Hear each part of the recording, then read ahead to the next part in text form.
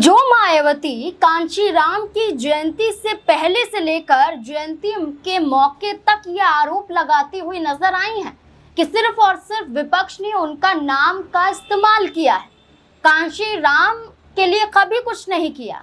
लेकिन आज कांशीराम के नेतृत्व में बड़ी बड़ी बातें कर रहे हैं। विपक्ष पर धोखाधड़ी का आरोप मायावती लगा रही है, लेकिन क्या इसी राह में खुद मायावती भी नजर आ रही हैं? क्या मायावती सिर्फ और सिर्फ कांशीराम के एजेंडे के सहारे उत्तर प्रदेश में होने वाले 2027 के विधानसभा चुनाव में अपनी पार्टी को मजबूत करना चाहती हैं?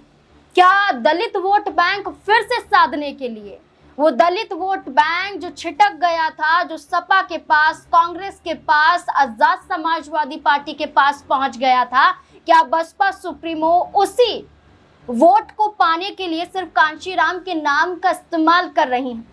क्या मायावती सिर्फ और सिर्फ चुनाव में रहने के लिए, जीतने के लिए, सत्ता में आने के लिए कुछ भी कर सकती हैं? जहां मायावती ने खुले तौर पर यह कहा कि विपक्ष जहां भारत रत्न से सम्मानित करने की बात करती है, जहां विपक्ष ये तक कहती है कि कांशीराम को संसद तक पहुंचाया, जहां विपक्ष ये कहता है कि हमने कांशीराम का नाम अपनी पार्टी के साथ जोड़ा क्योंकि आज एक ऐसे योद्धा की जयंती है जो न सिर्फ नाम से जाने जाते हैं बल्कि दलितों की एक बड़ी पहचान है।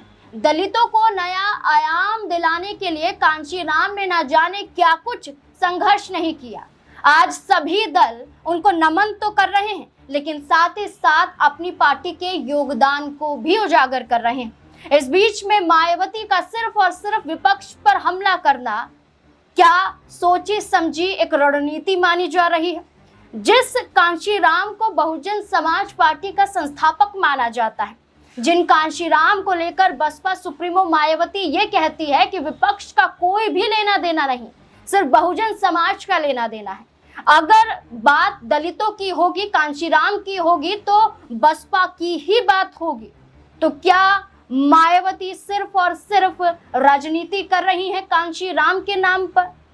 आखिरकार बसपा सुप्रीमो कांशीराम को इतना मानती हैं तो कांशीराम का परिवार क्यों मायावती से खफा है?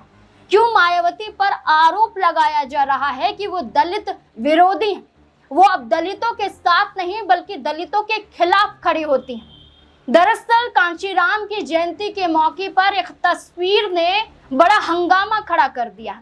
ये तस्वीर किसी और की नहीं बल्कि कांशीराम की छोटी बहन की है, और छोटी बहन की तस्वीर किसी और के साथ नहीं बल्कि लोकसभा नेता प्रतिपक्ष और सांसद राहुल गांधी के साथ है। स्क्रीन पर आपको ये तस्वीर नजर आ रही होगी। सिर्फ तस्वीर नहीं है, इस वीडियो में भी देखिए जहां राहुल गांधी कांशीराम की छोटी बहन स्वर्ण कौर का स्वागत करते हुए भरे मंच पर नजर आ रहे हैं।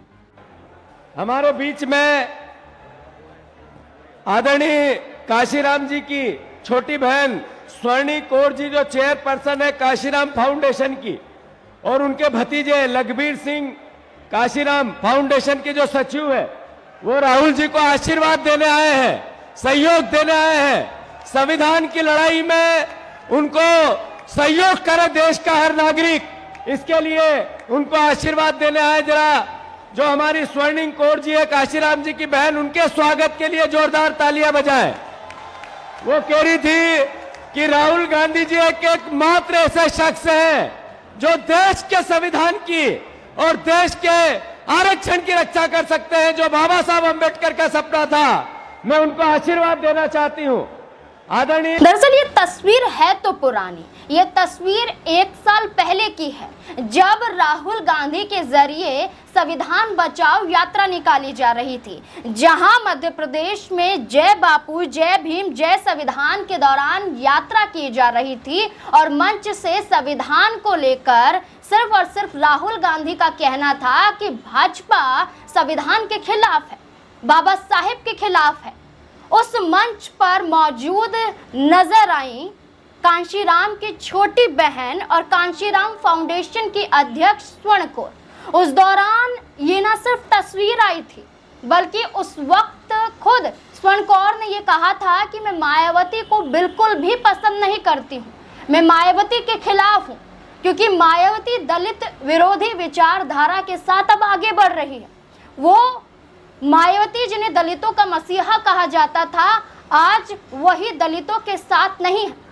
वो ये चाहती हैं कि कांची राम को अगर सच्ची श्रद्धांजलि अगर दी जाएगी तो वो कांग्रेस पार्टी के साथ हाथ मिलाती हुई नजर आएंगी। मंच पर ना सिर्फ हाथ मिलाया गया, ना सिर्फ यहाँ पर पट्टा पहनाया गया, लेकिन इस मंच से ये संकेत जरूर मिला कि आने वाले समय में ऐसा ना हो कि कांशी राम की छोटी बहन स्वर्ण कौर कांग्रेस पार्टी का हिस्सा बन जाए। तो जो कांची राम का नेतृत्व मायावती कर रही हैं, तो उनकी ही छोटी बहन क्यों विरोध में है?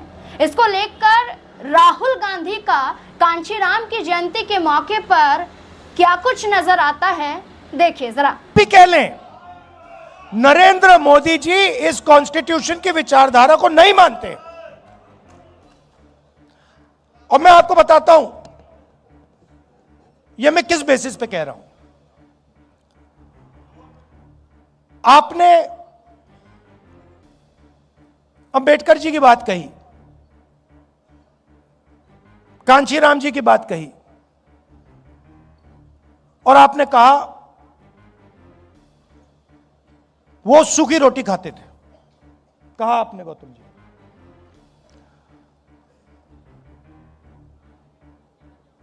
और अंबेडकर जी के बारे में लोग बहुत कुछ कहते हैं। कोलंबिया में पढ़ाई की, दलितों के लिए लड़े, इंटेलेक्चुअल थे, दलितों की लड़ाई लड़े, पूरी जिंदगी समाज के लिए दे दी। मगर मेन बात क्या है? मेन बात है कि वो कॉम्प्रोमाइज नहीं हुए। बाकी सब का कोई मतलब ही नहीं है। अगर कांची राम जी कॉम्प्रोमाइज हो जाते, अगर वो अपने विचारों पर कॉम्प्रोमाइज कर जाते, अगर अंबेडकर जी कॉम्प्रोमाइज कर जाते, तो उनकी फोटो यहां कभी नहीं लगती। वो अगर अंबेडकर जी दुनिया के सबसे बड़े विद्वान होते, कोलंबिया से डिग्री लेके आ जाते, 24 घंटा दलितों के बारे में बात करते, आधी रोटी भी खा लेते, मगर अगर कॉम्प्रोमाइज हो जाते तो वो अंबेडकर जी नहीं होते।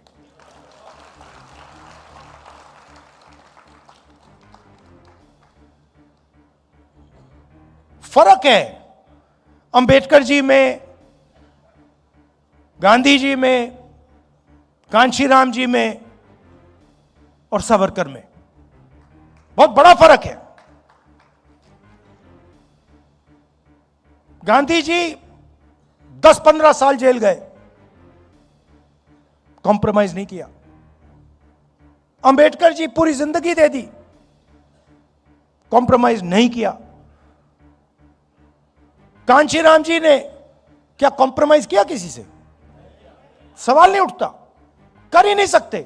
करना भी चाहते तब भी नहीं कर पाते हो, क्योंकि इतनी गहराई से बात उनके दिल में थी कि वो कर ही नहीं सकते। तो देखना यही होगा कि उत्तर प्रदेश में चुनाव में ज्यादा समय बाकी नहीं है, लेकिन एक तस्वीर ने और मायावती के लखनऊ चलो इस नारे के बीच में जो तमाम कांची राम के नाम का इस्तेमाल हो रहा है, इससे सिर्फ और सिर्फ यही नजर आ रहा है कि किसी एक दल को तो फायदा होगा। वो दल कांग्रेस पार्टी हो सकती है, क्योंकि एक तस्वीर के सामने आने के बाद कांची राम के चाहने वाले कहीं ना कहीं झुकाव उस तरफ करते हुए नजर आ सकते हैं। वो बसपा सुप्रीमो जो 2007 तक सत्ता में थी, 2007 में जब आई तो अपने दम पर आई, उन विचारधारा के साथ आई, लेकिन आज उससे उलट होना क्या मायावती को 2027 के विधानसभा चुनाव में खामियाजा भुगतना पड़ सकता है? क्या बसपा और कांग्रेस की लड़ाई में सपा बाजी मार जाएगी, या सपा, कांग्रेस और बसपा की लड़ाई में आजाद समाज पार्टी यहां पर सेंधमारी कर जाएंगी? तो अभी भी कई बड़े सवाल है, क्योंकि कांची राम की जयंती के मौके पर इस तस्वीर का अचानक से सामने आना कई बड़े सवाल खड़े कर देता है। आपको क्या लगता है इस पूरे मुद्दे को लेकर? क्या वाकई जिस तरह से मायावती पर आरोप स्वर्ण कौर ने लगाए हैं क्या सही है? क्या अब दलितों के सहारे राजनीति में मायावती आगे बढ़ना नहीं चाहती हैं? तभी ब्राह्मण वर्ग को साधने के लिए, मुस्लिम वर्ग को साधने के लिए प्रत्याशियों के ऐलान कर रही हैं। क्या लगता है आपको? अपनी राय कमेंट सेक्शन में जरूर दें।